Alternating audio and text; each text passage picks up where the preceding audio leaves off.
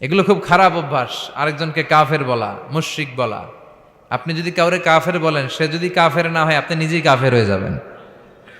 ফতুয়া দেয় তুই কাফের, তুই কাফের, তোর নানা কাফের, তোর পীর সাহেব কাফের, তোর এই কাফের পীর সাহেব মারা গেলে যেখানে কবর দিবে ওই কবরের উপরে যে ঘাস জন্মাবে, ওই ঘাস যে গরু খাবে, ওই গরুর যে দুধ খাবে, ও কাফের। আছে না এরকম ফতুয়া? এই দেশের জাতীয় খেলার নাম কি জানেন? হাডুডু। টাইনে আপনারা নিচে নিয়ে আসবে। এদেশে কেউ আগাইতে চাইলে আরে উঠতে দেয়া যায় না, কেউ উঠতে চাইলে ওরা টাইনে নামায়। কারণ জাতীয় খেলা হাডুডু। হাডুডুর নিয়ম হচ্ছে একজন সামনে যাবে আর সবাই ওর ঠ্যাং ধরে টানবে। কথা বলেন? এজন্য এগুলো বাদ দেন। ইসলামের মধ্যে মুসলমানদের ভ্রাতৃত্বের মধ্যে ফাটল তৈরি না করে ঐক্য প্রতিষ্ঠা করেন। আপনি সূর্যরে ভেটকি মারলে আপনি সূর্যের কিছুই করতে পারবেন না। আপনার ভেটকি আপনার মুখের উপরেই থাকবে। চিল্লায় বলেন ঠিক কি না? এজন্য যার কাছে ভালো যেটা আছে ওইটা নেন, আর পিছনে লাগালাগি বন্ধ করে দেন। এই হিংসা, এই প্রতিহিংসা পরায়ণতায় জেলাসি আমাদেরকে শেষ করে দিল। আমরা যে ভাই ভাই, মুসলমান যে ভাই ভাই, এই শিক্ষাটাই আমাদের মধ্যে নাই। আসুন ভ্রাতৃত্বের বন্ধনকে আমরা অটুট রাখি, আর বিপদে আপদে আল্লাহর উপর ভরসা রাখি। আর সাহাবারা যখন মরুভূমিতে নামাজে দাঁড়াতেন, মরুভূমির পাখিগুলো এসে সাহাবাদের মাথায় বসে যেত। কারণ পাখিগুলো মনে করতো এগুলো মনে হয় খেজুর গাছ। সুবহানাল্লাহ পড়বেন না? আবার বিষ্ণু বলতেন সল্লু সলাতান মুআদ্দিয়া, মুসল্লা যখন দাঁড়াবা তুমি কল্পনা করো হতে পারে এটাই আমার জীবনের শেষ নামাজ। পারফর্ম দ্য সালা as if this is your last and final prayer. প্রত্যেক নামাজের জন্য মুসল্লা যখন দাঁড়াবেন একটু ভাববেন আর মনে করবেন হতে পারে এটা আমার জীবনের শেষ চান্স। এরপরে হয়তো আল্লাহকে সেজদা দেওয়ার সুযোগ আমি নাও পেতে পারি। ঠিক কিনা? এই যে আমরা বসে আছি, এখন বাজে 11টা, আমরা 12টা পর্যন্ত বেঁচে থাকবো কোনো গ্যারান্টি আছে? হুট করে দুর্ঘটনা ঘটে যেতে পারে না? হ্যাঁ, কেউ যদি বোমা মেরে বসে একটা, সব শেষ। এই যে নিউজিল্যান্ডে আজকে গুলি মেরে কি করছে দেখছেন? আপনারা শোনেন নাই না? আহা, এত নিষ্ঠুর হতে পারে একজন মানুষ? সেও তো রক্তে মাংসে মানুষ, তাকে এইভাবে গুলি করলে তার কেমন লাগতো? 50 জনের মতো মুসল্লিকে, মুসলিম নারী এবং পুরুষকে সে লাইভ শুটিং করে ঝাঁঝরা করে দিয়েছে। এই ভিডিও সে আবার ফলাও করে প্রকাশ করেছে সোশ্যাল মিডিয়াতে। আল্লাহ এগুলোর তুমি হেদায়েত দাও। আজকে কোনো মুসলমান যদি করত, পৃথিবীর সব মিডিয়াগুলো ফলাও করে প্রকাশ করত টেররিস্ট অ্যাটাক। আর খ্রিস্টানরা যদি এই কাজ করে কয় মানসিক রোগী। কি কয়? কয় হেতে পাগল, হেতে কি? আর মুসলমানরা করলে টেররিস্ট অ্যাটাক, জঙ্গি। ঠিক কিনা? জঙ্গিদের কোনো ধর্ম নাই, সন্ত্রাসীদের কোনো ধর্ম নাই। সন্ত্রাস এটাই তার ধর্ম। কথা বলেন? ভিডিও গেমস খেললে যেভাবে মারে, ছোট বাচ্চারা যে ভিডিও গেমস খেলে সে এইভাবে আমাদের ভাই বোনদেরকে মেরেছে। যারা এখানে প্রাণ হারালো, আল্লাহ তুমি তাদেরকে শাহাদাতের সর্বোচ্চ মর্যাদা নসিব করো। দেখেন গোটা বিশ্বব্যাপী এখন কি বলে এই লোকের ব্যাপারে। আজকে মুসলমান করলে গোটা বিশ্ব কেঁপে যেত। মুসলমানদের রক্তের এখন কোনো দাম নাই। একটা কুকুরের দাম আছে কিন্তু মুসলমানের দাম নাই। চিল্লা এখন ঠিক কিনা? আমাদেরকে গোটা বিশ্বব্যাপী মারে, অত্যাচারের স্টিম রোলার, কিন্তু আমাদের পক্ষে কেউ যে একটা ধমকি দিবে এমন কোন নেতা আমাদের নয়। এক রিসেপ তাইয়েব এরদোগান, সে গোটা মুসলিম বিশ্বের জন্য চেষ্টা করে যাচ্ছে, কিন্তু ওর পিছনেও শত্রু আছে না নাই? ওর পিছনেও টিকটিকির অভাব নাই। কথা কন? আমাদের কোনো কম্বাইন্ড মিলিটারি নাই। 50টারও বেশি মুসলিম দেশ, আমাদের একটা যৌথ সেনাবাহিনীর দরকার ছিল কি ছিল না? আমাদের যদি যৌথ একটা মিলিটারি থাকতো, পৃথিবীর কোথাও মুসলমানরা আক্রান্ত হলে, কেউ এসে আক্রমণ করলে আমাদের মিলিটারি সেখানে যে প্রতিরোধ গড়ে তুলতো। চিল্লা এখন ঠিক কিনা?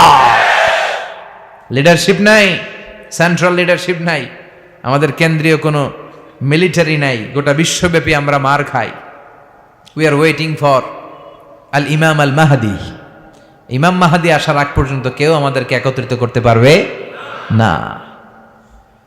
এজন্য যারা আজকে নিহত হলো নিউজিল্যান্ডের এই মসজিদটাতে, আল্লাহ তুমি তাদের জীবনের সবগুলো গুনাহ মাফ করে দাও। তাদেরকে জান্নাতের উচ্চ মাকাম তুমি নসিব করো। সম্মানিত ভাইয়েরা, বলছিলাম কোরআন এমন একটা কিতাব যে কিতাব অন্ধকার থেকে মানুষকে আলোর দিকে নেয়, ঠিক কিনা? আলোর দিকে নেয়। আর বক্তব্য হওয়া উচিত খাটো, সালাত হওয়া উচিত লম্বা। সাহাবারা যখন সালাত পড়তেন পাখি এসে মাথায় বসতো, আর পাখি কি মনে করত? এটা খেজুর গাছ। সাইয়েদনা আলী রাদিয়াল্লাহু তাআলা আনহুর পায়ের ভেতরে তীর ঢুকেছে, যুদ্ধে জখম হয়েছে, উনি তীর বের করতে পারে না। তীর ধরে টান দিলে উনি চিৎকার মারে। বিশ্বনবী বললেন, আকিমিস সালাহ আরিহনা বিসসালাহ ইয়া বেলাল, বেলাল ইকামত দাও। আরেক সাহাবীকে বললেন, তুমি লুকিয়ে আমরা যখন নামাজ পড়ব তুমি আমার মেয়ের জামাই আলীর পা থেকে টেনে তীর বের করবে।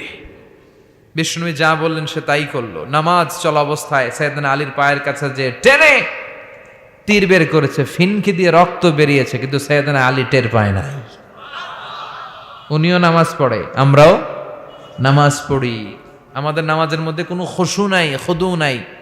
আল্লাহ বলেন, ক্বাদ আফলাহাল মুমিনুন আল্লাযীনা হুম ফি সালাতিহিম খাশিউন, successful indeed are the believers who offer their 5 times salah with full of solemnity and submission. সফল তারা, ঈমান এনেছে যারা। তবে ওই মুমিন যারা নামাজে যখন দাঁড়ায় তাদের অন্তরে ভয় থাকে কার?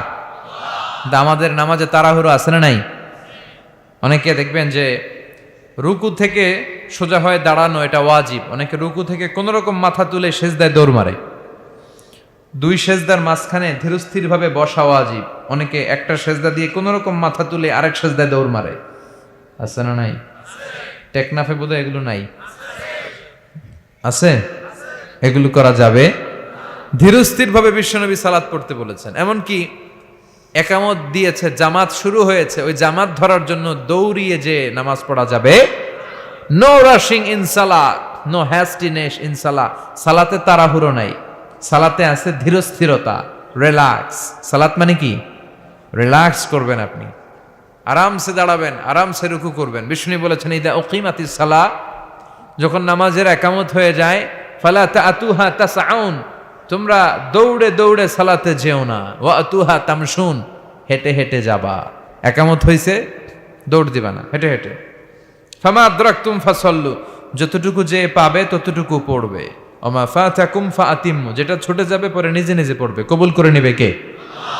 তা আমাদের অনেকে আছে, নামাজ শুরু হয়েছে, উনি অজু করতেছে, উনি টের পাচ্ছে কিছুক্ষণ পরে ইমাম সাহেব আল্লাহু আকবার বলে রুকুতে যাবে, আর রুকু ধরার জন্য অনেকে দেয় দৌড়। আছে না নাই? টাইলসের মসজিদে অনেকে দেয় দৌড়। এক লোক দৌড় দিছে, উল্টায় পড়ছে, লুঙ্গি একদিকে, মুসল্লি আরেক দিকে। টাইলসের মসজিদে অজু করে দৌড় দিবেন না, খবরদার। অজু করে পিচ্ছিল পা থাকে, আস্তে আস্তে যাবেন, না হলে দুর্ঘটনা ঘটে যাবে। দেখেন, বিশ্বনবীর সুন্নাহ আছে যেখানে বরকত আছে, সুন্নাহ নাই যেখানে বিপদ আছে। এজন্য সালাতগুলো যেন ধীর স্থির ভাবে হয়। আবার সালাতের পরে তাসবিহ পড়ে না লোকজন, নামাজের পরে কি পড়া সুন্নাত? তাসবিহ। কিন্তু আমরা নামাজের পরে মুনাজাত দেওয়া সুন্নাত বানাই ফেলছি। আছে না নাই? আসসালামু আলাইকুম ওয়া রাহমাতুল্লাহ, আসসালামু আলাইকুম, আল্লাহুম্মা আমিন ইয়া আরহামার রাহিমিন। আছে না? তো উনি কি বললো? আমিন ইয়া আরহামার রাহিমিন, এটা কি দোয়া? দোয়া করার সুন্নাহ, হাত তুলেও করতে পারেন, হাত তোলা ছাড়াও করতে পারেন, এটা জায়েজ আছে। কিন্তু সালাম ফিরানোর পরে বিশ্বনবী দোয়া করতেন না তাসবিহ পড়তেন? তাসবিহ পড়ে না, এই তাসবিহগুলো পড়ে না, সুন্নাত পড়ে দৌড়। বিশ্বনবী লম্বা সময় বসে বসে তাসবিহ পড়তেন। 33 বার সুবহানাল্লাহ, 33 বার আলহামদুলিল্লাহ, 33 বার আল্লাহু আকবার, 34 বার আল্লাহু আকবার পড়ে না। আবার বিশ্বনবী ফরজ সালাতের পরে আয়াতুল কুরসি পড়তেন। বিশ্বনবী বলতেন, মান ক্বারাআ আয়াতুল কুরসি দুবুরা কুল্লি সালাতিন মাকতুবা লাম ইয়ামনাহু মিন দুখুলিল জান্নাতি ইল্লাল মাউত। প্রত্যেক ফরজ সালাতের পরে যে আয়াতুল কুরসি পড়বে তার জান্নাতে যেতে কোনো কিছুই বাধা দিতে পারবে না, একটা জিনিস ছাড়া, সেটা হলো মরণ। লোকটা মরে না, তাই জান্নাতে যায় না, মরলেই জান্নাতি।